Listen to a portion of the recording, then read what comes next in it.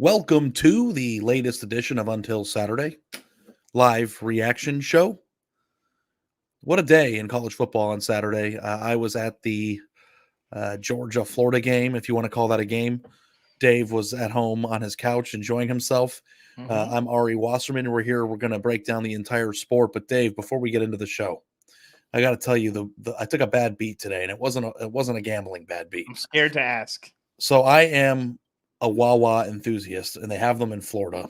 And we are around that time of year for Thanksgiving where they have the gobbler sandwich. You know what the gobbler sandwich is? Yes, I have. It's I the have. one I with have the partaken once. Yes. yes, the stuffing turkey cranberry sauce sub. Yeah. And I had been planning all day to get this to dinner. Get out of the stadium around 6:00, grab one of these on the way home for dinner, and then watch the second half of the Ohio State game in my hotel room. I got there and they were out of them, which, like, come on, guys. This is the only thing we've been advertising for the last month. It's on every door at every Wawa in the entire state.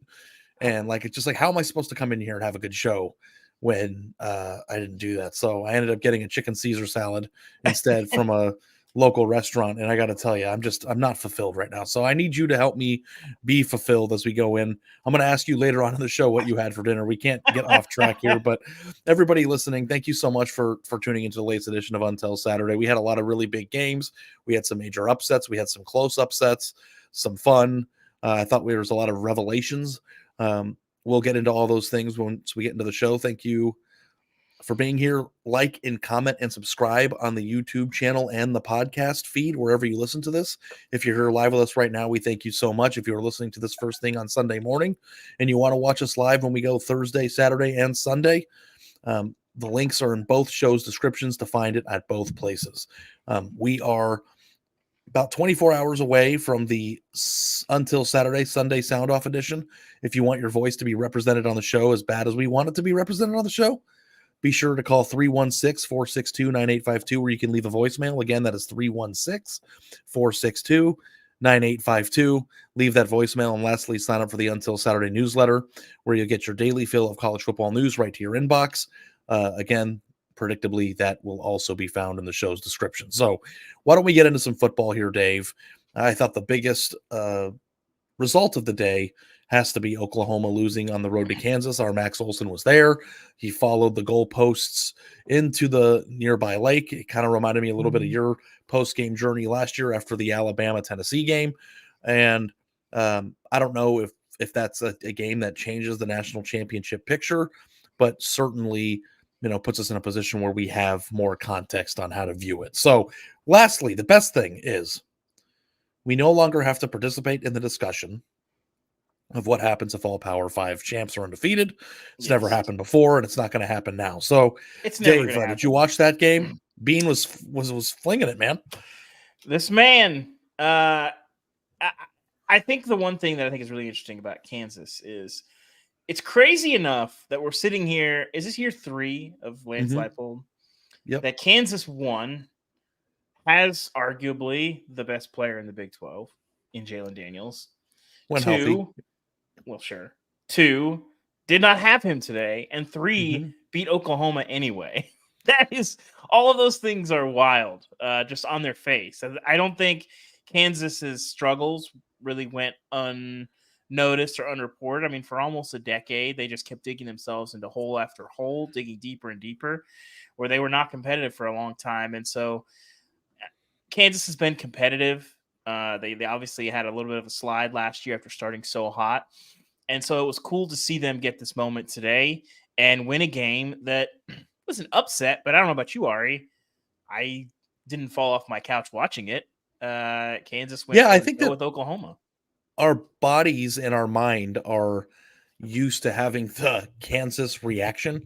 It's almost like the gag reflex where you think, oh my God, a team lost to Kansas. But I think you could make the actual case that Kansas might be a top 5 team in the Big 12. So, and the thing that I thought was most impressive about this, Dave, was that Kansas went up 14-0 early.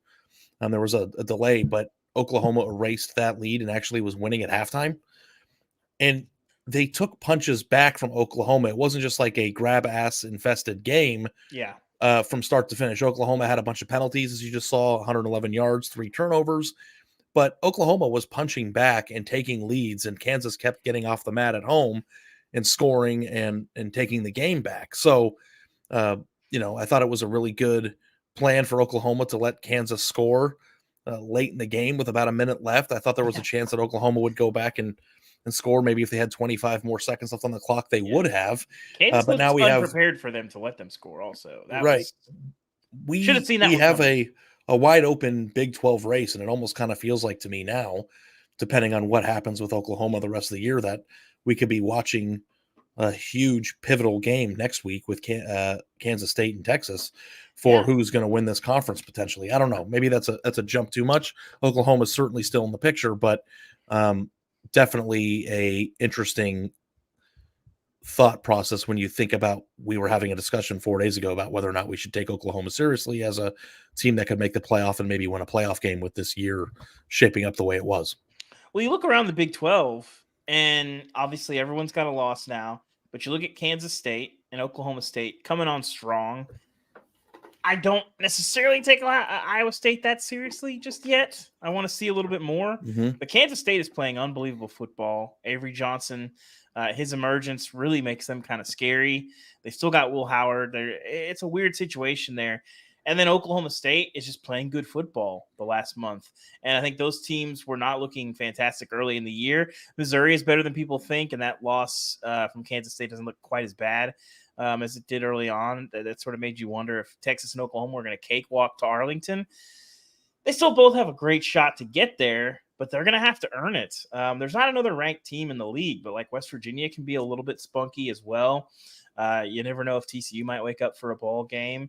And so the Big 12 race is a lot more interesting, now than it was, 2-3 weeks ago, where again, I think Texas and Oklahoma are the best teams in the league, but it's anything but a cakewalk to get to the championship game. I suspect at least one of them will, but 3 weeks ago, it seemed like, are they going to be the only teams, with less than 3 losses sitting there in late November?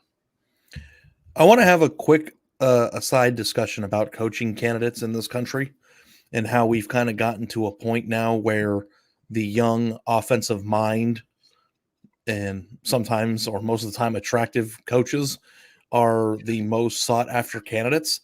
But in a world where USC literally almost lost a cow and gave up 50 almost in the process, it's like a nice reminder that a man like Lance Leipold, who wasn't a 1-year wonder, would be a very attractive coaching candidate for a place like Michigan State, potentially, age aside. And, Alex Kirshner, who is at Split Zone Duo, tweeted something that I thought was a very apt point. I want to give him credit. I want to say it to you, that a lot of times we do Coach of the Year as a 1-year award, right? I don't know if you saw this tweet.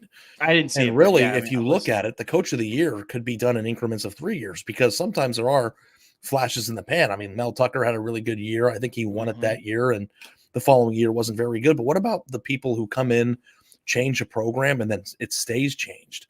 Like Kansas does have one of the most dynamic players in college football in Jalen Daniels, but even when he's not playing, they're winning this game in year 3 of the build. And it's crazy. I think it says here in the rundown that Kansas controls its own destiny in the Big 12. I don't think that's true because I think Texas and Oklahoma could both win out and make it.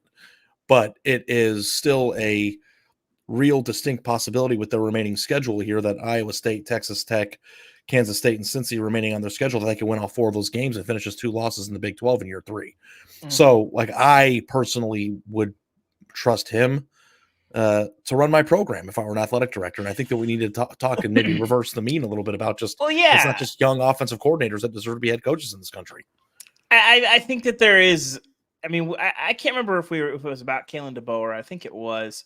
We've kind of referenced this that I think that the guys from the lower divisions don't get nearly the shot that they probably should. And if you've been dominant at a lower level, there is something to how to operate an organization. And yes, you got to learn a lot of different things as you move up. But this is a guy who won 6 national championships in 8 seasons at Wisconsin and Whitewater. I think he can coach some football. And, it's not like he's going down there and playing with, Alabama's roster, right? You're facing the same limitations as a lot of those other places. So I think there has to be a reassessment, and I would like to see more of the small school guys get an opportunity and do a lot of similar things. So I think the amount of hot new names and coordinators that have never run their own program, which is a challenge that is completely separate from being a good ball play caller to running your own program. I feel like we've seen a lot of the hot new name fall off. And I feel like the batting average for the lower division coach that moves up and doesn't end up in a dead end job. And Kansas, for the record, was a dead end job for a lot of coaches. You don't hear much from Charlie Weiss or Turner Gill or Les Miles anymore. It literally ended careers. And for him to go to that spot and still have success anyway and build it into something that, they're not a dudes everywhere team, but he inherited a disasters everywhere team. And they're good at a lot of places, man. And very entertaining to watch. Yes. That's a football product that if I went to Kansas, I would be proud to go watch in person and support that team. And I know that it's going to take years and years and years potentially of turning that around and making it an expectation that they're going to be good. But if you watched the game on TV today, it was a very thrilling game. Yeah, it was. And that's, credit there to Andy Kotelnicki. I think ultimately comes down to knowing how to hire, knowing what you want to do, having a clear vision for what you want your program to be, schematically, culturally, and living that out and holding your players to that standard.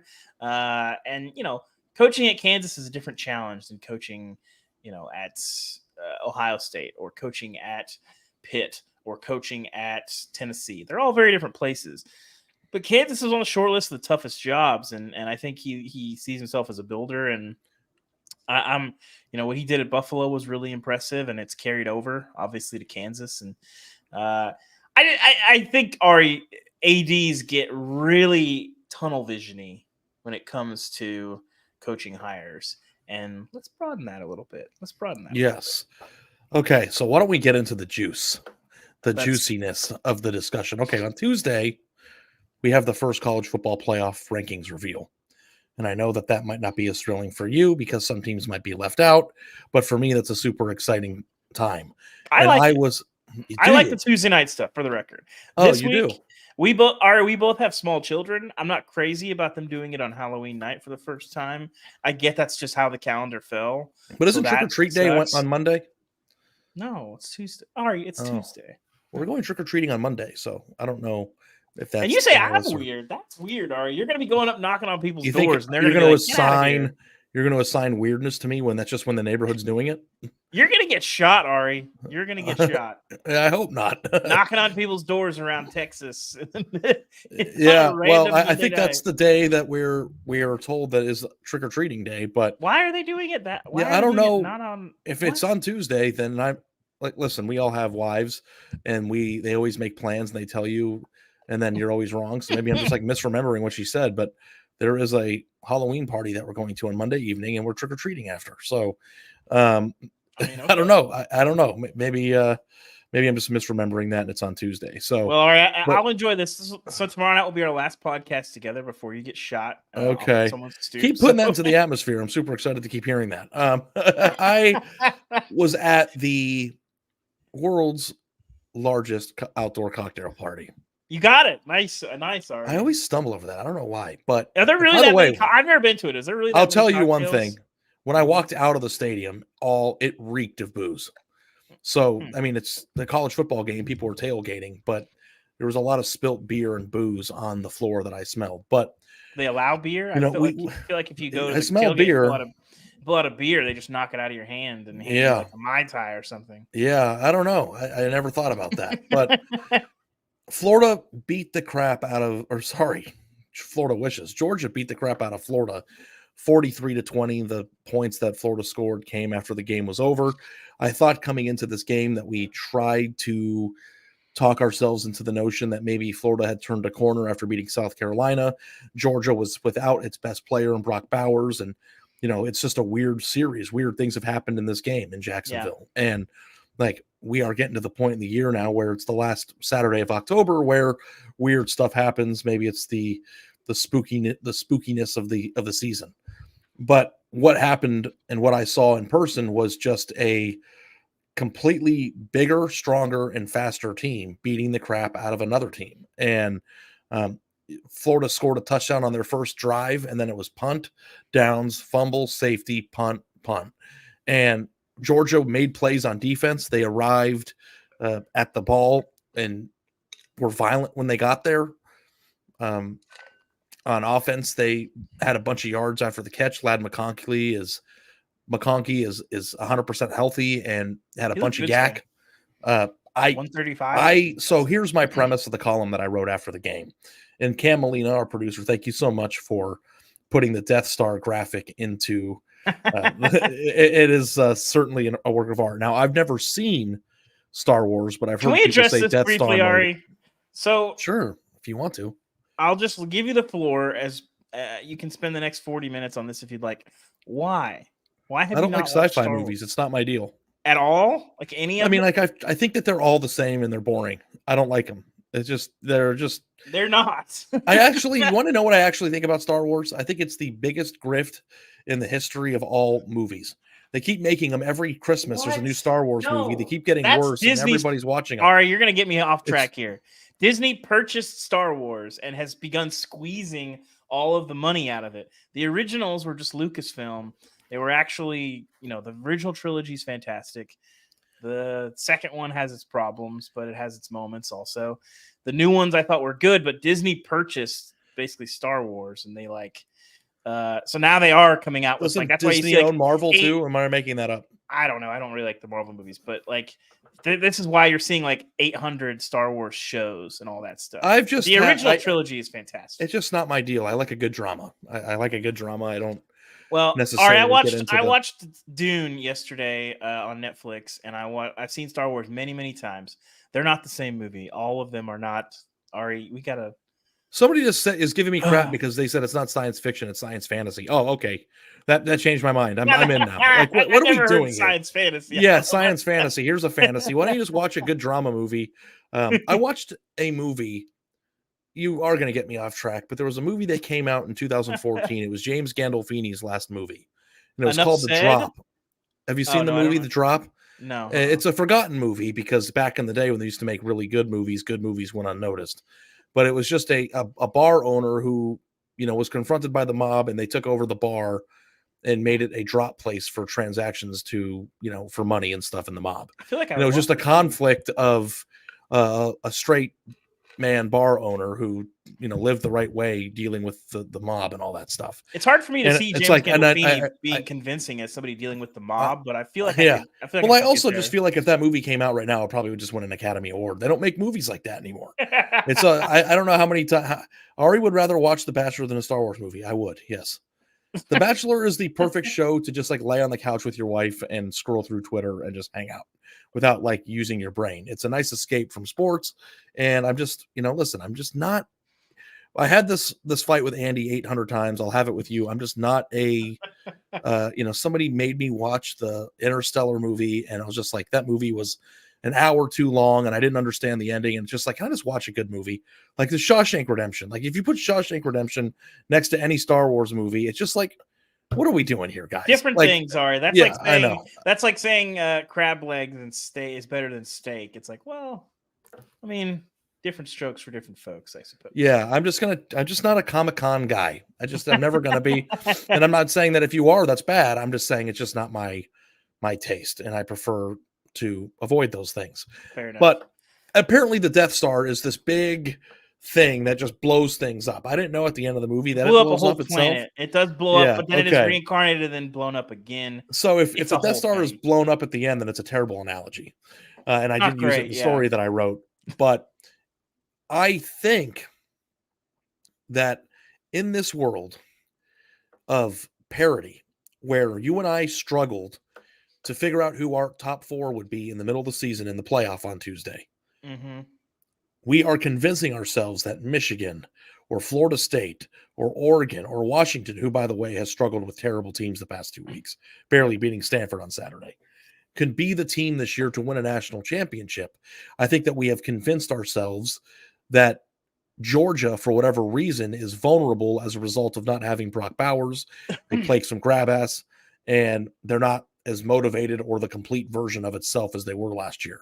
And then I go to Jacksonville and I fly and I'm in the stadium and I'm watching the game and I go into the stadium thinking, well, this could be a close game. Like if Florida shows out, maybe, Graham Mertz is better than we thought he was. And I thought he still has had a respectable season considering what we thought he was going to be. And they just didn't have a chance. It was like JV versus varsity. And it's just not uncompetitive, competitive. Yeah. And it's like, that's exactly how it felt when Tennessee played Georgia last year, where you have a team, and I'm not saying that Florida is as nearly as good as Tennessee was a year ago, but Georgia plays these other teams, and these other teams are like being bullied. It's hopeless. Yeah. And it got me thinking that as we continue into this podcast, and we will continue, for everybody else, as we go into the playoff discussions this week, I like Florida State. I think they're a really great team. I like what I've seen in spurts from Ohio State, and I've seen, Oregon. I really like what they're doing. We are fooling ourselves into thinking that this is a parity-filled season when Georgia is going to go into Death Star mode, I think, and just beat the crap out of everybody along the way. And I know the thought process is the SEC sucks, Florida stinks, Ohio State played them closely last year, and even take Ohio State out of the equation because they're a super team too. I don't think that a team that is not built the way that Georgia is, regardless of what the transfer portal is telling us about the 247 Sport composite rankings, I don't think we're advanced into the portal era enough for that to be neutralized. Georgia is my national champion. Maybe I'm overreacting. Am I overreacting? I'm torn because I want to know, are we giving Georgia too much credit when they screw around with South Carolina and they're down double digits at half? And they screwed around last year multiple times. I know, but I'm just saying, when they do that and we just say, they're not focused, like, they're not really invested, are we giving them too much credit? That's my only question. Are those warts or are those... That's what we thought coming into the week, and then I watched today's game. And I was like, oh yeah, that's what it looks like. Well, but that's the second. We've only seen them. What has Georgia played? 8 games this year, right? Something like that. Yeah. This is only the second time that we've really without their best player. That's true. That we've seen like a focused Georgia, like, oh, that's a national champion, like that's the best team in the country. And I'm mostly with you. I think that you go in there and you say, okay, when Georgia plays at its best, nobody can compete with them. And I think. And when do teams usually play their best in air conditioning domes, right? Well, not even. I don't really care about that stuff. I'm talking about when Georgia looks across them and sees a worthy opponent and says, "Oh, you think you have us? We're gonna take it to you." And that could be Alabama and Atlanta. It could be Florida State in New Orleans. Yes. And it could be somebody else in Houston. And I don't know. I don't look at anybody else in college football this year, and we will get to Ohio State in a second. Let's take them out of the equation. I don't see any of the newcomers in college football in terms of national championship contention. I know Michigan's the back-to-back Big Ten champ that can beat that team right now. You know what it looks like. We cover the sport. I know we put our heads in the sand, and I think a lot of times we convince ourselves that new teams or different people are capable of doing stuff because we inherently want those teams to do it, because we want new, we want interesting, we want cool storylines.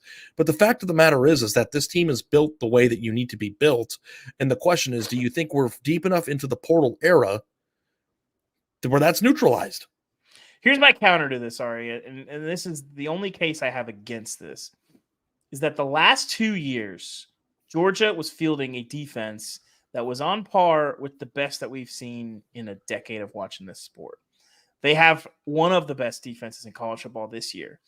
If they get in a game where weird stuff happens and they have 3 turnovers, or Carson Beck is just off, or the left tackle has the stomach flu or something like that, they're not good enough to just absolutely suffocate everyone. It's going to take. Who are they not good enough to suffocate? That's my question. Florida State, Oregon. So you're still convinced that Florida State has neutralized the talent gap with the portal? It's not about that, Ari. I agree. You don't think it's about that? It will be in December. But when they're playing their best, I agree with you. But I'm just saying the defense made their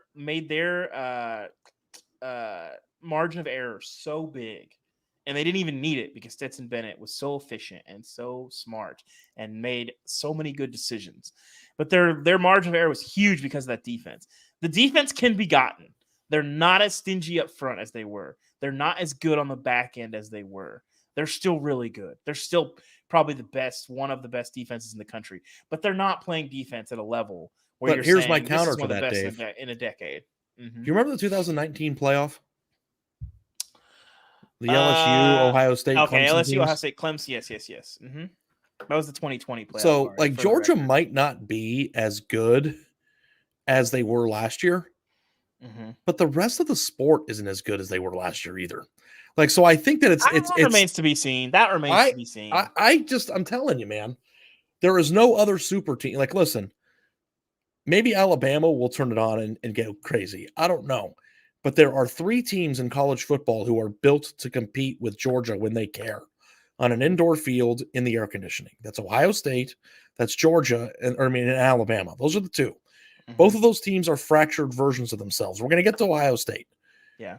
Nobody has a star quarterback this year that's going to neutralize it. You might say Michael Penix Jr. I have my questions about whether or not they're even going to get there.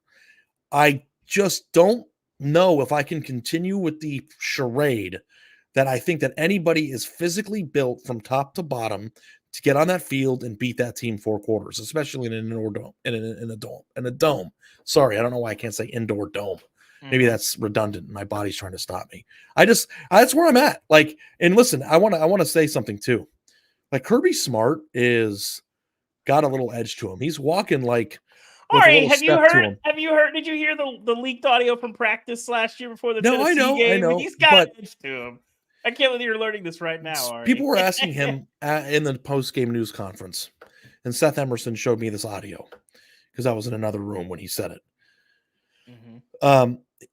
About Dan Mullen, the Florida coach, predicting that Florida would win this game, or the former Florida coach, I should say. I think our players hear it because they're on their phones 24/7. It bothers me that they may hear it and they may feel anxiety and pressure from this, Kirby Smart said. At the end of the day, the quickest way to lose is to think about that stuff. So when you think about attacking somebody and coming after them every day, you have to have the mindset of the Friday the 13th. They keep killing Jason Voorhees and he keeps coming back, man. You've got to keep going that way, and you got to keep going that way and think that way aggressively so you're not paranoid about it. And I don't see it or hear it, but I know it's out there. Somebody texted me before the game. All these people are predicting that we're not going to win today. And I'm just like, golly, where's that coming from? Then the villain came out. You're supposed to be my friend, Smart said. He didn't recruit, though. So that to me is like, because listen, you know who else died and came back a lot is Obi-Wan Kenobi. Georgia might be a Force ghost. We got to explain Force ghost to you, Ari. Yeah, God, please. I wish I had never said anything about Star Wars. I can't do this. And listen, with the Star Wars thing, I know I'm the weird one. I know everybody likes it. I just don't like that stuff. But then it kind of brought me back to earth a little bit because Florida is in this predicament that they're in, where they need Billy Napier to build it brick by brick back up because they had a coach previously who wasn't as concerned with recruiting as he needed to be. And the difference in this game was what? That one team had all the good players and one didn't. And it's just like, there are a lot of very good football teams out there this year who don't have the dudes. And Florida State has Jared Verse. They have Jordan Travis. They have Keon Coleman. They've got Johnny Wilson. I know those guys are transfers. I know that they went from 0 stars to first-round picks potentially. But I don't even know if 3 guys like that are enough to neutralize it in the trenches. The way that they arrive when they hit you, they are just animals in a way that other teams aren't. And I know that people hate me because I'm always talking about the big teams and I just don't want to be fake about it. I don't want to pretend I don't want to be like one of these people last year who picked TCU because they wanted it to happen. I want to be as real with my audience as I possibly can and just say, guys, open your eyes. We're forgetting the obvious thing here. We saw it. And the saying, if somebody tells you who they are, you believe them. They're telling you, man. And the coach has got the edge that I want out of a coach who's won it back-to-back years. Their quarterback isn't a star. I know he's not, but I think he's a little bit better than people think. Like, I just don't know how you could sit here with a straight face right now and look me in the eyes and say you think somebody can beat that team in a dome. I'll just say don't. this, sorry. I do talk to a lot of coaches, and there's a difference in how they talk about this Georgia team. The last couple years, there was like a reverence of like oh my gosh, these guys. Yeah. You talk to them about them this year, it's not the same. Feels gettable. I talked to a coach this week who basically said, hey, Mizzou next week, if they could protect Brady Cook, Georgia can be gotten in the secondary. Now, protecting Brady Cook that's easier said than done. But like that stuff was not being said about Georgia. It was just like, you got to try and survive, hit some big plays. It was just like, you can't, it's a different conversation. So there's also a fair question of, I think Florida kind of won us over the last couple weeks. Were we kind of maybe overrating Florida a little bit, Ari? Is that possible? Did you watch the game? Ari, I watched the game. I'm just saying. Okay, I'm just saying. I think Georgia is very good. I agree generally with your premise, but take your analysis out of unbeatable. It. Take the statistics out of it. Take everything out of it. Did you watch the game? Yeah. They were throwing them around like a rag doll. I mean, it's like, I'm not saying Florida's the greatest team in the world. Hell, they might be a 500 team this year. Yeah. I'm not going to sit here and tell people that I think that anybody can beat this team in a dome. You can continue on in the fantasy, and we'll see who's right at the end of the year. But I think this is a good segue now to the next thing, because the one thing that everybody is talking about or commented on in Twitter and the comments of the story is, oh, they just mow everybody over. What about Ohio State in the college football playoff semifinal? And I think that's a very good segue to the next talking point, which is Ohio State's win over Wisconsin. This might have been a smaller bullet point, but they beat them 24-10. Kyle McCord had 226 yards passing. Trey Henderson, 162 yards in a game-breaking touchdown. But Ohio State also had 3 turnovers. They lack dynamic quarterback play, and they just don't have the offense that they've had in the past. Yeah. And their defense is much, much better than it has been the last 2 years. But as we always say, I'd rather have a great offense in college football with a marginal defense than an elite level defense and an offense that can't move the football. So let's start here. Marvin Harrison is the best player in college football this year. I'm just at that point now. I've seen enough. I also think that if you can get 18-1 odds for him to win the Heisman Trophy, you should go do that.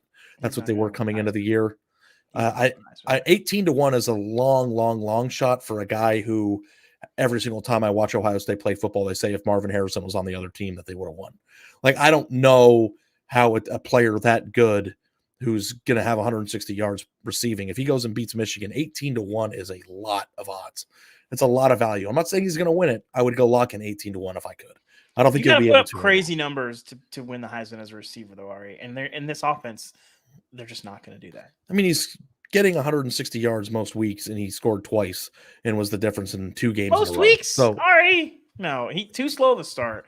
And I think it's going to be 4 straight games with at least 100 yards, and 3 of the last 4 with 160 plus. So I mean, again, you don't think he's going to win the Heisman? That's fine. I think he's going to be number 1 on our straw poll on Sunday or Monday when that runs. No, he won't. He's not going to be on my ballot, Ari. I'm sorry. He's on a lot of ballots. Did you see last week? I know he is. I was surprised. Did you watch this game? Sometimes you talk, and I feel like you're not watching the game. I watched this game quite a bit. This was on the main screen for me. I was curious to see. Ohio State, I think, Ohio State or Alabama are the 2 biggest threats to Georgia this year. Again, yes. I hate people don't want to hear Alabama because but they're out in the background, kind of, sniffing around, waiting to get to Atlanta. So we're gonna. You trust me, Georgia doesn't want to play Bama. Not that they're afraid of them, but that's the team that they don't want to play if they had their choice. That said, Ohio State and Georgia last year, I think, was an 80-point total, or it got to 80 in the semifinal game. I can't remember. Are you talking about in the betting or the total? No, the total number, it was like 40-something. Yeah, it's like 45-42. It was it's high. I don't think Ohio State can engage in a game like that. No, with they anybody. can't. No, so I agree with you. When you talk about national champions, I think there's obviously a huge question about whether or not Ohio State can go up to Ann Arbor and beat Michigan. I know there's a lot that needs to be unfolded out there in Ann Arbor. I don't anticipate that impacting this year's team, but I don't think that Ohio State, even if they get past Michigan, is equipped to win that game this year. So that is also part of the reason why I'm 100% bought in my national champion pick of Georgia, because, maybe they lose to Bama and Atlanta, maybe, and they don't make the playoff here's a at question all. For you, Ari. But if you had your pick between Kyle McCord, Jalen Milroe, and Carson Beck, who would you take? Probably Carson Beck. I think I would too. I don't love any of those three guys, but I think I'd take Beck out of those three. McCord does weird stuff, man. He does weird stuff, and like some of the basics, you just are kind of like, I know you're a first-year starter, but like, man, like that weird half grounding fumble play, like late in the game where Ohio State was just like, trying not to lose the game. He has a lot of intentional grounding penalties in general. Yeah. Spencer Rattler had 3 in the first half of a game today. I'm not trying to act like they just beat a team on the road that was 5-2. And like, I know people expect you to get on the podcast and go, look how awesome Ohio State is. And I don't want to be known as like the negative Nancy every time they win a football game. Yeah. But we're talking about the context of the national championship race. Yes. You're being fair to Ohio State, Ari. This is not you being unfair. I think that they could get to the playoff. I think they can beat Michigan. I think they could beat Michigan 24-20 in a game like that. Like if it came down to it, that could happen. Because Ohio State's defense is good. It's going to be cold. It's a rivalry game. Yeah. They cannot win a game against a team as athletic as Georgia in the dome 42-40. Does Michigan have what percentage of Michigan or of Ohio State signs does Michigan have during the game? How much did they have last year? Well, that's open for debate. They said they changed them, but like we'll see. We'll see. Yeah. Did they wholesale change them or did they just move them around a little bit? That's again, Ari, these are all like really granular questions that coaches are never going to answer. They'll just say, "Oh, we changed our signs." Well, what does that mean? Because you probably didn't change all of them. You got to explain that all to your team. You only let's pretend that the sign stealing thing wasn't a thing for a minute. I think Ohio State, if you would have asked me 3 years ago, could Michigan beat Ohio State 3 years in a row, I would have wagered my life and my house that they wouldn't. Mm-hmm. And they've proven me wrong the last 2 years. Mm-hmm. If they do it again and they're the favorite, I mean, I will just be dumbfounded. I don't think that you could go into this game saying Ohio State can't win. I think that would be unfair. It's not about can't. It's just about like it's going to take something special from Ohio State to win this game. But I'm sitting here right now and saying I think Ohio State can't beat Georgia. No. I don't think Michigan can beat Georgia. If the scenario that I laid out for you, if you have 3 turnovers, you get some weird stuff happening, Ohio State can beat Georgia. Because they can slow Georgia's offense down enough to keep them under like 27, and they might need a big player too. Do you think Ohio State could score 31 against Georgia right now? No, but I think they could hold Georgia under 27-24. That's really possible. Again, Georgia. I mean, listen, this is the same team. If Auburn can hold Georgia to 27 points, I think Ohio State can manage. Okay, Ohio State. You can't just go nitpick like the ass game on their schedule. I'm not, but I'm just saying it's not the way the sport works. I know everybody that, has bad games. I know that, but they have the bodies to slow them down. So I'm not. And the only reason why I'm even having this discussion right now on October 28th is that we're discussing the college football playoff, what the rankings are potentially going to look like, and who your national champion pick is. If I don't pick Ohio State to beat Georgia, I don't know who else I'm going to in that discussion. I don't think it's going to be Michigan. I think Michigan is a worse version of Georgia. I think the only way Georgia struggles against other teams are people that better have on the line. You're underrating Michigan on the line of scrimmage. They are a worse version of Georgia. Is that a hot take?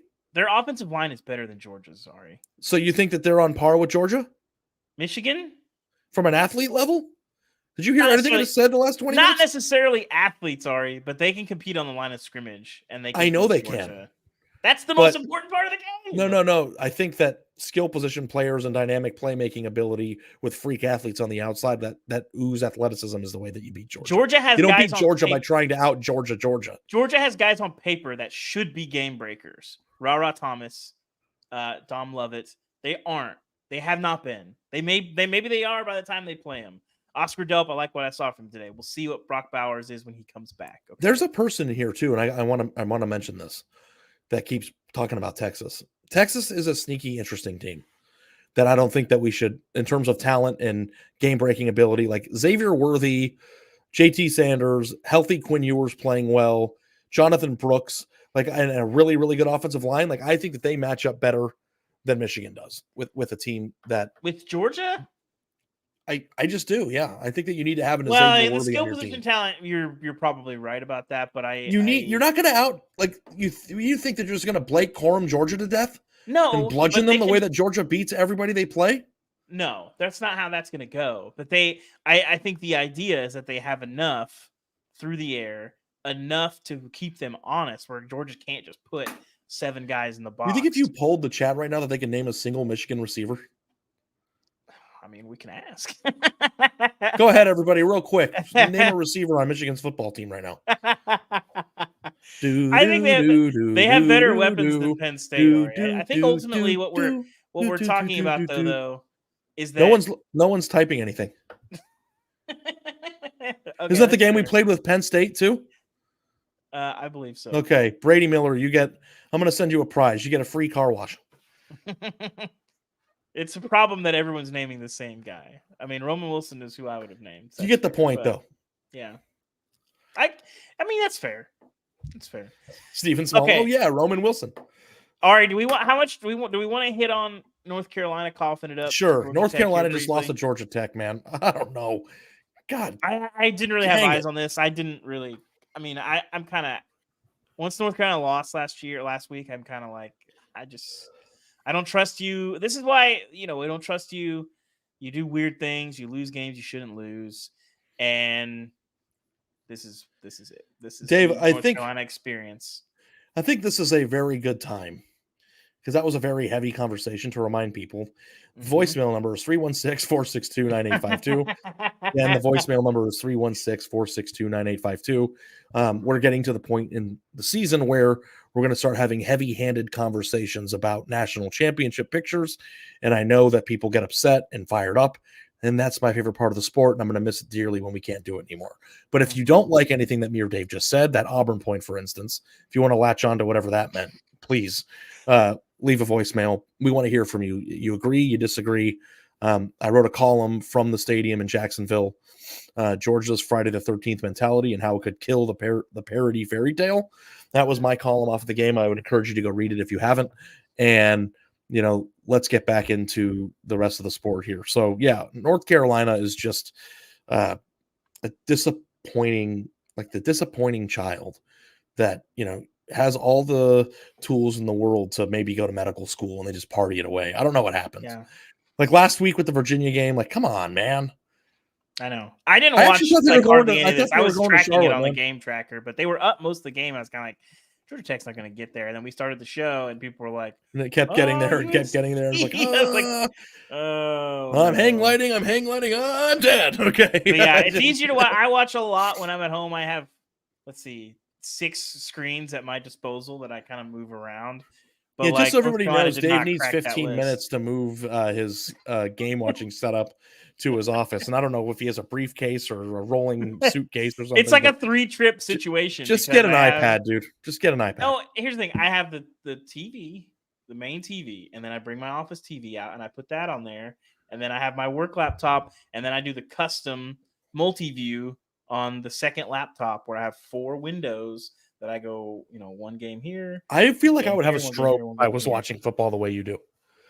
I don't even know how you could watch 9 games at the same time. That's just the way my brain works. I want to have one game that I'm featured on, that I'm mostly watching. But when I want to check in on a game, I don't want to look at the game tracker. I want to get a sense of, okay, you can see a lot, and then it goes to commercial. You're watching something else. So it's not for everyone. I watch.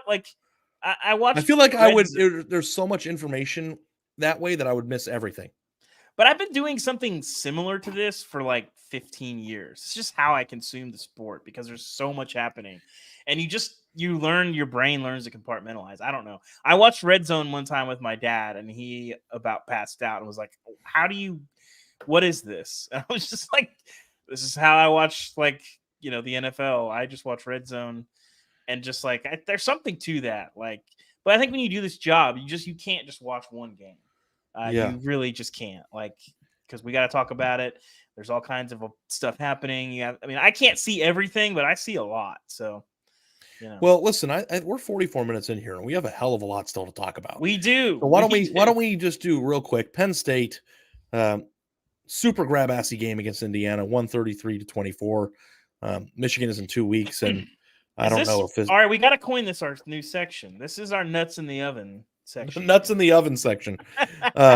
Drew Aller, 210 passing yards, 3 touchdowns, but he had a costly pick at the end there that might have lost them the game in another world. I don't know. And like one of your sci-fi movies, if you could have an alternate universe, like you're playing someone. I don't know. Ari, I gotta calm down because I might yell this segment. Did you see the Indiana possession after that the interception? Yeah. So if you they don't even try to score. If you did not see this, Drew Aller throws a terrible pick. Indiana takes it down. They get it to like the 20-yard line of Penn State. They're down 3. There was 6 minutes left? Something like that. It was not it was 5.5 minutes left. Yeah, it was not like crunch time, but like you've been given a gift. It was nuts in the oven time, though, for sure. Yes. Indiana down 3, 5.5 minutes left. On the road at Penn State is a 31.5-point favorite or underdog. Run between the tackles. Run between the tackles. Run between the tackles. Kick a field goal to tie the game. If you are on that offense or you are that quarterback or receiver on that team, do I want to hear what you mumbled underneath your breath as you came? I think they answer the transfer portal from their cell phone on the sidelines. That's outrageous. You got to at least try. That is outrageous. I would rather go 4 and out on 4 straight passes past the sticks than do what they did. Dude. And then how many plays later did Penn State score? Like 4 plays later, they were in the end zone. Many, yeah. That was when Aller hit that bomb. Chuck it up. Chuck it deep. For those who don't know the context of that chuck it deep joke, I guess some reporter asked James Franklin like a month ago on a conference call or something about do you ever just tell Drew Aller to chuck it deep and give his players a chance? And James Franklin was disgusted by the question. And he goes, I have no idea what you're talking about. He goes, I have no idea and he kept trying to get him to reiterate. And the reporter kept trying to be just throw it up, just chuck it deep. And James Franklin just basically was like, no, we've never once told a quarterback to just chuck it. And since then, there's been a clip of practice where they were running a pass scale, and you could hear James Franklin just chuck it deep. And anyway, by the way, Penn State literally won the game by chucking it deep today. That sequence from Indiana. I mean, I had Herm Edwards in my ear. You play to win the game. No, Indiana doesn't play to win games. It offended me on a personal level. I was just Tom Allen's not going to get fired because of that. Even in the Ohio State game, they weren't even trying, and they weren't being dominated. It was so bad, so bad. But it's kind of hard to envision a scenario where Penn State wins either of their games against Ohio State and Michigan. We had a long discussion on Stars Matter this week about whether or not James Franklin is an elite recruiter and what you think about him as a coach. That was last Wednesday's episode. We don't have to go into it now, but if you want to hear a 20-25-minute discussion about James Franklin, we had that already. Next up here on my list of things to get to, USC. You want to talk about that for a second? It looked like they were giving up on the season. They were down 14 in the fourth quarter, and they ended up beating Cal 50-49. That is an absolutely hilarious score. I was with Andy Staples at the game, and we were joking after. It was like, have you ever seen a coach go from undisclosed salary because it's so much money to this program is broken quicker? Now, we might not be at this program is broken stage because they ended up beating Cal, but you shouldn't need a failed 2-point conversion with less than a minute left to escape and winning 50-49. Caleb Williams, 369 passing yards, 4 total touchdowns, did what he had to do. But that's just I was joking that people were giving Caleb Williams the go ahead and sit out the rest of the year because he's going to be the number 1 overall pick. And it looked like USC was trying to sit out for the rest of the year before he did. Been quite an off season for Lincoln. I don't really know how much of this is personnel, how much of this is it seems like you're going to have to make a change at defensive coordinator. If you don't, you're knocking on the door of a Brian Ferentz situation where it's so toxic and it's so reflexive that it defines your program, and it becomes actually a distraction, where that's the only thing people want to talk about in your program. And that is a problem because you're still running a business here and you want to be attractive to people. And when the only thing we'll talk about is he won't fire his defense coordinator, the defense is terrible, all this stuff.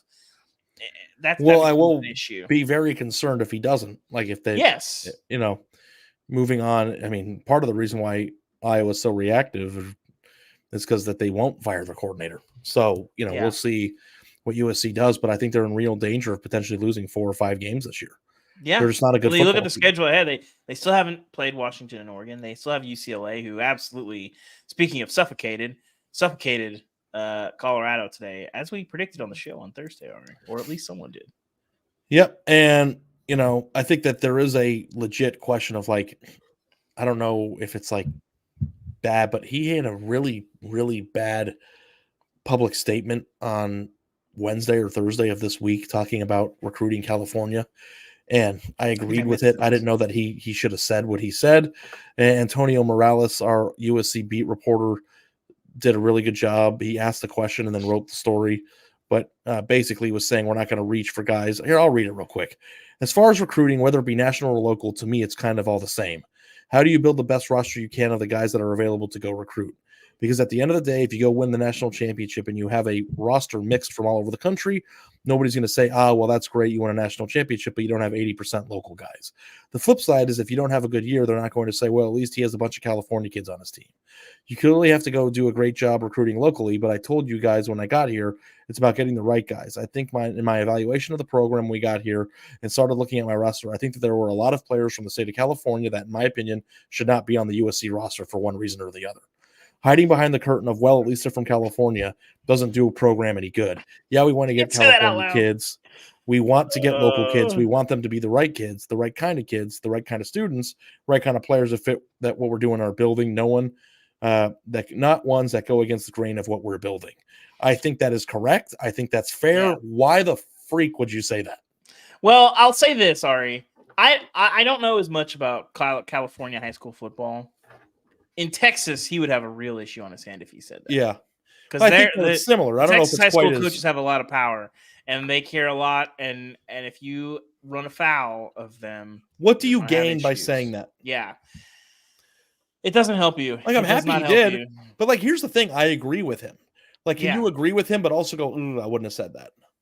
Yeah. Like, so I just kind of have this like weird feeling in at the pit of my stomach, and I feel like Andy Staples is like Debo.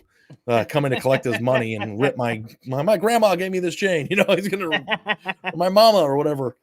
I am starting to question the long-term prospects of USC's football program. I'm doing it 16, 18 months after he was hired. That is a appalling thought process for somebody like me who was convinced they were going to be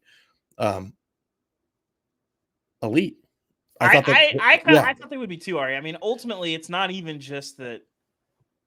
Your defense isn't very good. Half of your team, in the face of having good enough personnel to be merely not a good defense, is a very bad defense.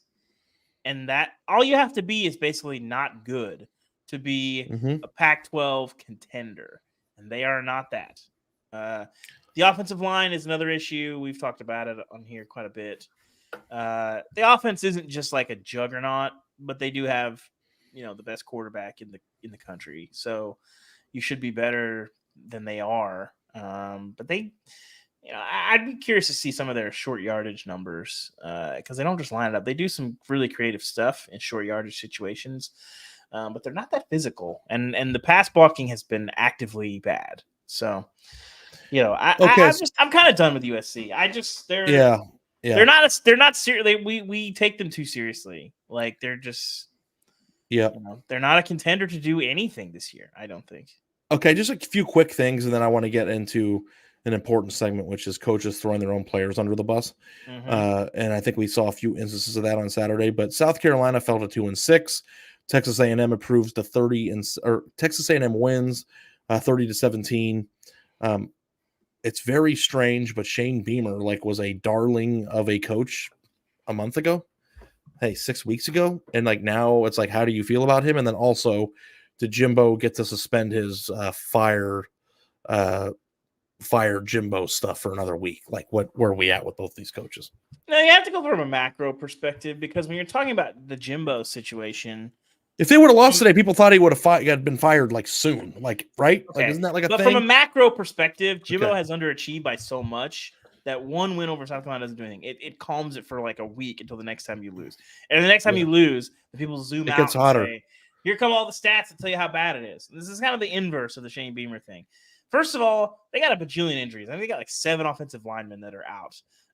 They did get killed by the portal last year. You know, Jordan Burch is at Oregon, Jaheim Bell's at Florida State, 2 teams that are pretty good at football right now. And their offensive line is just in terrible, terrible shape right now. And that you can't really control. But it's a bad year. But you look at him from a macro perspective, you overachieve so much your first 2 years that, you know, this loss is frustrating. And I get all that. You know, we'll see what he does. You know, Dow Loggins has not been, you know, incredible so far. But when your offensive line is in the shape that it is, and their best receiver, Juice Wells, has basically been on the field for like 10% of the season.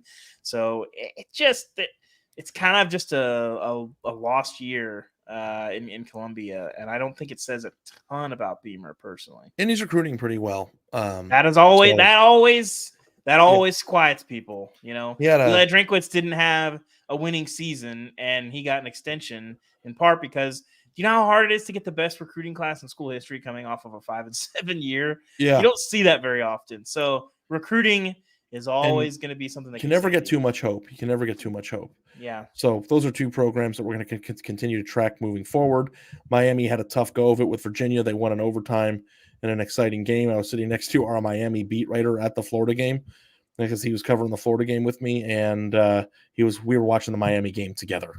It's a talented guy, Manny Navarro, covering Florida for the day. And Manny Diaz? I thought I got it wrong again. I actually got it right. I was like, did I say Manny Diaz again? Okay.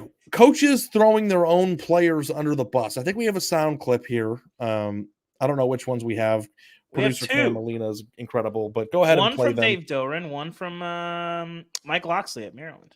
Okay. I mean, when you lose like you lost today, you had a tough one last week. You know, why is it? You know, I'll go back. I mean, you, as a football coach, you know, you lose a lot of good players a year ago. You think as a coach you're gonna replace them. We obviously haven't. And you know, again, it starts with me. You know, I didn't do a good enough job coaching today, and you know, put it on me.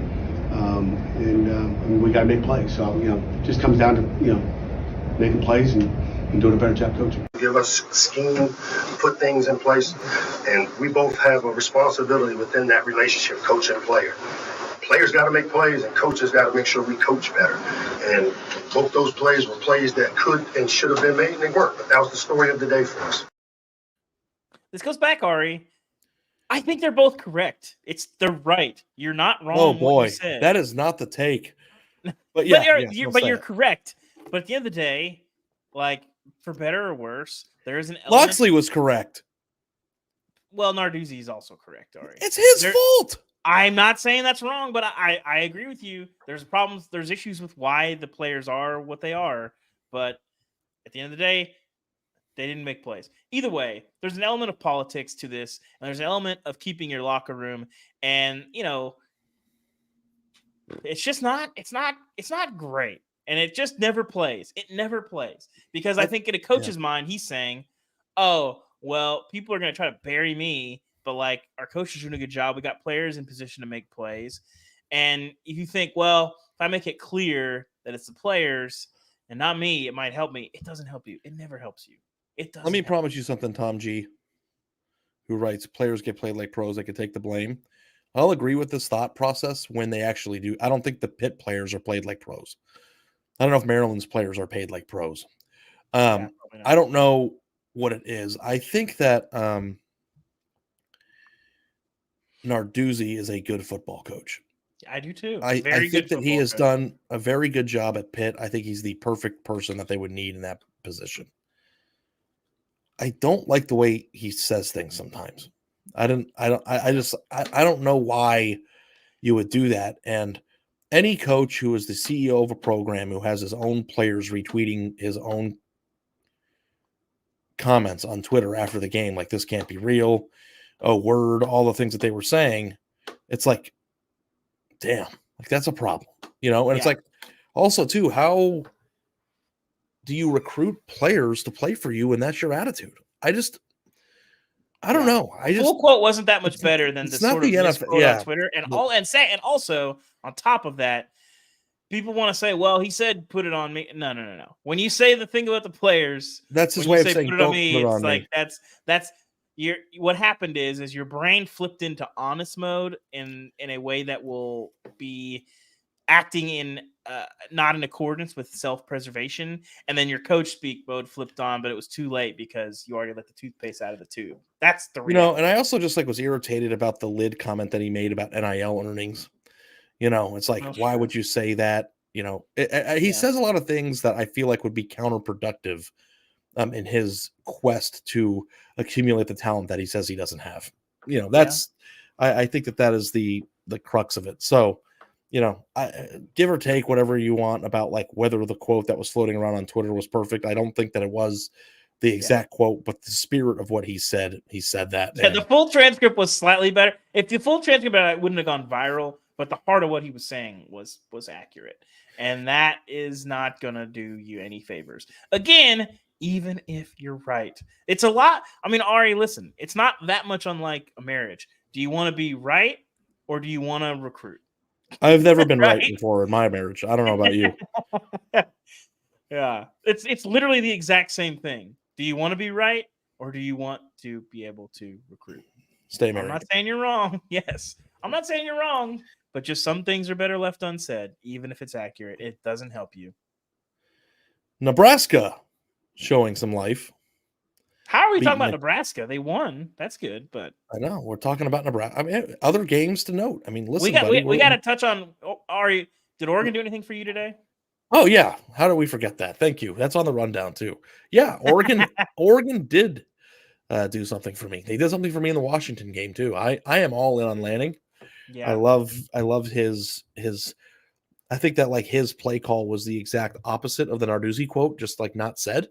Yeah. In terms of like we have our guys and we're going to trust them. Bo Nix team is on the floor. 256 total yards, 3 touchdowns.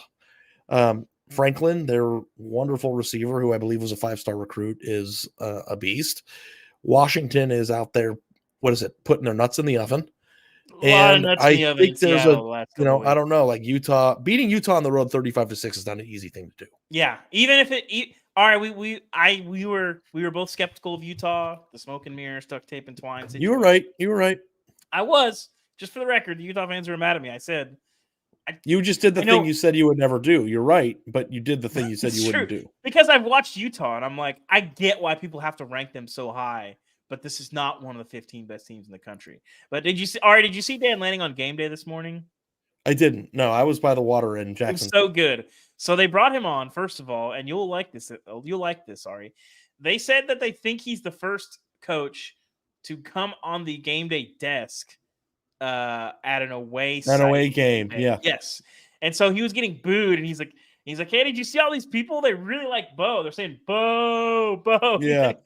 It's almost as loud in here as Autzen Stadium, man. It's crazy. It was so good. It was so good. And I think ultimately, like, you need a coach that, like, can handle that stuff and do well. And I think the way that he is, whether it's the Colorado pregame speech or, that sort of game day moment or, the thing that he's putting out on the field, Dan Lanning, he's having a bit of a come up this year. I think people saw it last year, but didn't really pay attention to it because the first game was so bad, and Oregon didn't really get any juice until like the last month of the season. By the way, yes, if they play that game at the end of the year, it might look like it looked like at the beginning of last year.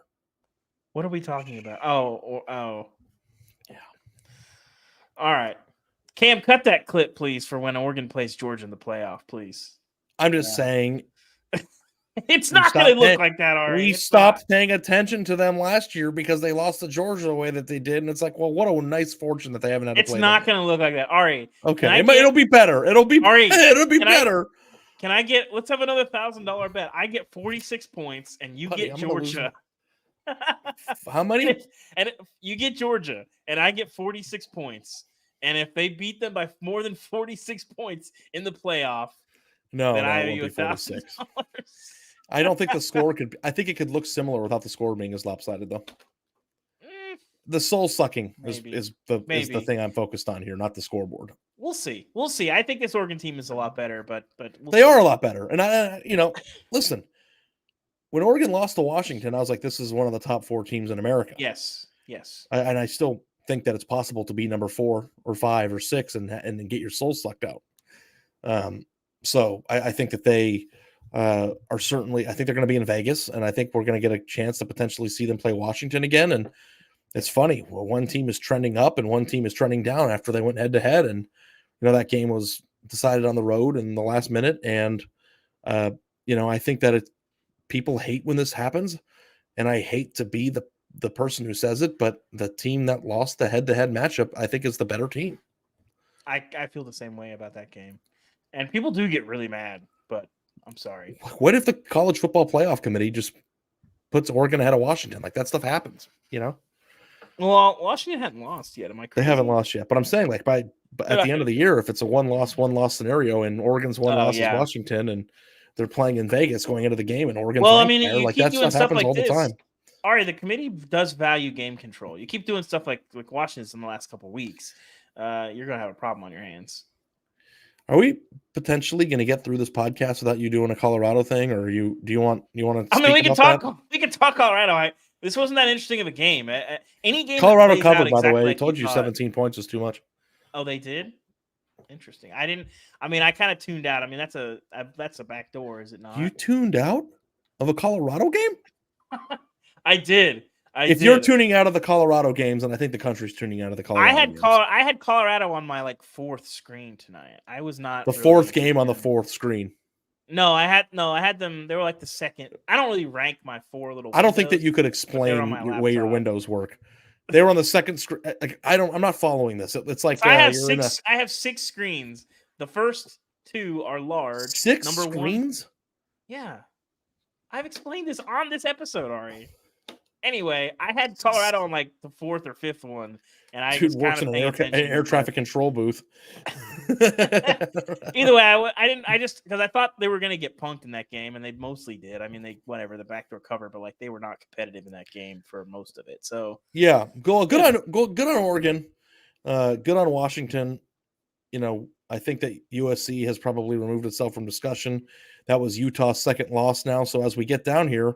We're at halftime of the Oregon State-Arizona game. I'm going to watch the second half when we hang up here.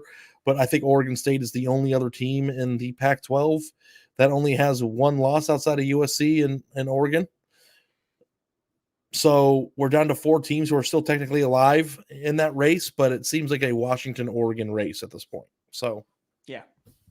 Well, they're the 2 best teams. You got to prove it. There's enough good teams in the Pac-12 that are going to make you prove it.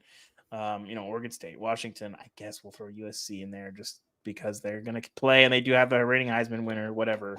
As flawed as they are still somewhat dangerous. But I see you, Arizona. I see you getting better. I see you fighting every week. Even the third class of the Pac-12 is just you better bring it or else you're going to show beat. up. Yeah. Yes. You got to show up. Let's Pac-12 has been living up to it. I love this league this year. They're so fun and good and physical and well schemed, well coached. The Pac-12, I've had to watch a lot of Big Ten the last couple of weeks, and I freaking hate it. It just is not the kind of football that I love watching. Like this, which Ohio conference? State, Wisconsin, the Big Ten, Ohio State, Wisconsin, Ohio State, Penn State. It's just not a fun game. It's not fun. I'm super excited for USC to join the Big Ten and play Utah every week. It's going to be great for them. You're not wrong. Yeah. Here's a few quick games, but before we get to them, lastly, did you watch Malik Murphy play football today? A little bit. It wasn't that competitive, so I had them on a very small screen, and I was kind of glancing over at it, but it wasn't really competitive, so we're gonna have to break down. I'm gonna go back and rewatch that game, maybe on the airplane tomorrow on the way home. I know that he didn't play great early, but Texas still took control, and it didn't really matter.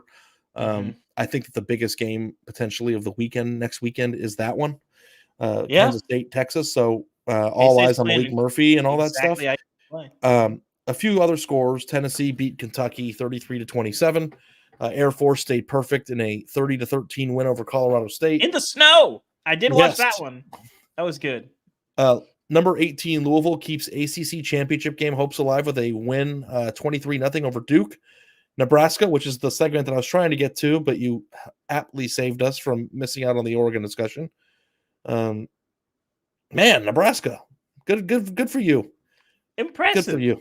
Good for you. Like competent Nebraska. And as This is the Nebraska I thought we were going to get this year. Yeah. The competent Matt Rule Nebraska. Maybe it took a few weeks into the season to get there, but they've now won 5 out of the last 6 games.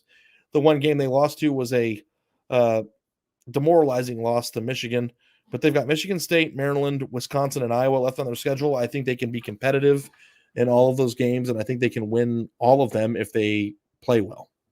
Weird to say. Big Ten West, man. You just throw a dice. Nebraska could be an 8-win team this year, and I think if that's the case, after what we saw in the beginning of the year, like Matt Rule is like, I just want to give you a nice like power hug of like, good job, man.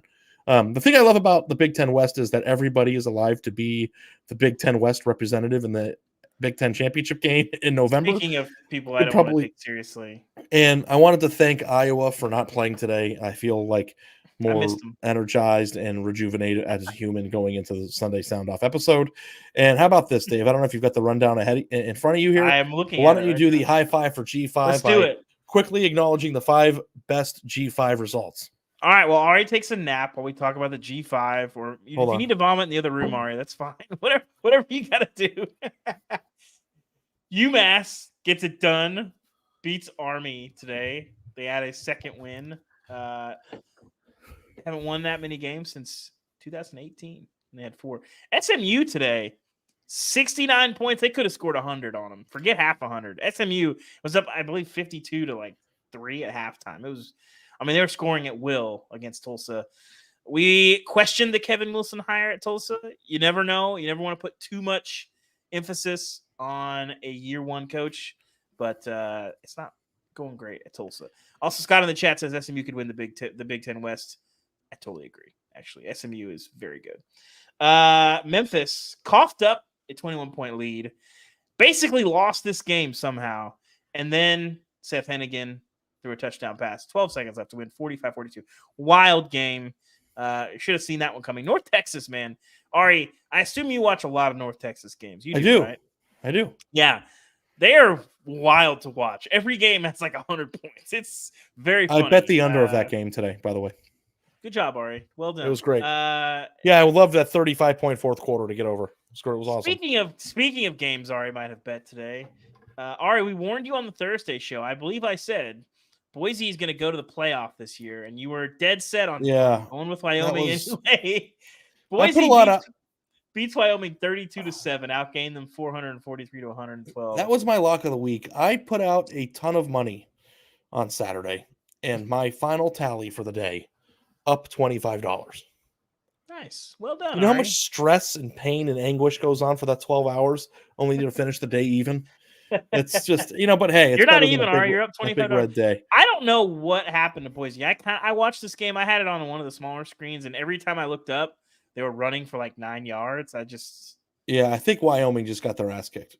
Yeah, that seems like I didn't see that coming. That was my lock of the week, and I'm 3-3. It was crazy because we talked about the Vegas aspect of it. I think 85 to 90% of the money was on Boise, and the line didn't move. And that feels like a Vegas. I thought I had something there. I thought you did too. I thought you did too, but you didn't. Your lock of the week was UCLA, Colorado under 63.5. That wasn't even close. That was to hitting. Walk in the park. Yes. That was a hit for you. Congratulations. And then Chris Vanini, his lock of the week was Ohio -7. They lost by 14 to Miami of Ohio. So you suck, Chris. One last thing before we get out of here, Dave, that we didn't mention. All right, wait, we got one more G5. I got to hit on. One. Okay. Grayson McCall, Coastal Carolina beats Marshall 34-6. That's a big win. Yeah, shout out to Tim Beck in year 1. You lose Grayson McCall, you still get it done. Tip of the cap to the Chanticleers. Clemson lost again. Do you want to talk about that for a second, or is it? I tweeted this out today, but they have lost 4 ACC games this year. They're now 2-4 in the ACC. From 2017 to 2022, they lost 4 total ACC games. And I think this is the first time that they've lost 4 or more games since like 11. 10 or something like that. 10. A long time ago. Today. Yeah. So, yeah, the wheels are falling off. I hope Dabo didn't make any insensitive comments about mental health in the post-game news conference, but things are pretty tough there right now. And listen, unless Clemson goes out and like gets like 26 guys in the portal and just has a whole massive departure of the way they're building their program right now, like I don't see the hope for the future. And anybody who's listened to the show for the last 2 years knows what my take has been on Clemson. I've seen their slow reaction to adapting. I've seen their recruiting rankings go down, and this is the result of that. It's players. It's a player game. It's not hard. You know who has to do some thinking right now, Ari? It's Garrett Riley. Because if you're a young coach, the shine comes off you quick. And I think he still got it. But if you get out of there after 1 year and you say, they didn't give me autonomy, we're doing all this, weird Clemson offense stuff or whatever. And maybe he does have autonomy. Certainly doesn't look like it. This doesn't look like the offense that we saw TCU run last year. But if you're sitting there and Dabo's going to have his hand in the offensive meetings and saying, well, this is what we want to do offensively. If you're Garrett Riley, this has gone really bad. And you were supposed to come in there and fix it. But if you don't have autonomy to do what you want to do, you might be shopping at the end of the year. And then where does Clemson go? Interesting question. Where's the lib by, Yanni? Thank you guys so much for tuning into the latest edition of Until Saturday. Be sure you're following the podcast wherever you listen to podcasts so that you'll be notified when the new episodes are up. If you like watching on the YouTube channel and you're here right now with us, please continue to do so. We really appreciate your participation. I want to give out the Sunday Sound Off voicemail line one more time. That is 316-462-9852. That's 316-462-9852. We will be live on Sunday evening at 7:30 before the Sunday Night Football game to listen to what you guys have to say. Talk about the games a little bit more. I always feel like when you have 24 hours to let the games and the dust settle, that you have more perspective the next day. So I'm looking forward to doing that. Georgia is not an unstoppable wagon of a team. I'm going to sleep on it. I'm going to sleep on it. I'm going to sleep on it. But we do have a hard time filling out our top 4, which makes Tuesday incredible. I don't know how they're going to rank these teams. Yeah. I don't know who's going to be mad. People are going to be mad. Remember, it doesn't really matter because a lot of these teams that are left out of the top 4 on Tuesday will still be controlling their own destiny. But also to the havoc and the excitement from that is what I cherish the most about this podcast, covering the sport and being a college football reporter in general. And I really, really, really feel like I'm going to savor it this year because it's not going to be the same after this year. So thank you. Yeah. We always appreciate a 5-star review, a comment, a share, anything you can do to interact with the podcast feed or the YouTube channel to help this show continue to grow. I see you guys in the chat. The regulars in here, I love you guys very much. It feels like a community, and I'm super excited to be a part of it. So, again, thank you so much, and be sure to leave a review or do something to help us out. Subscribe to the Until Saturday newsletter and all of those good things. For Dave Ubben, I'm Ari Wasserman. We'll see you next time. That was Until Saturday.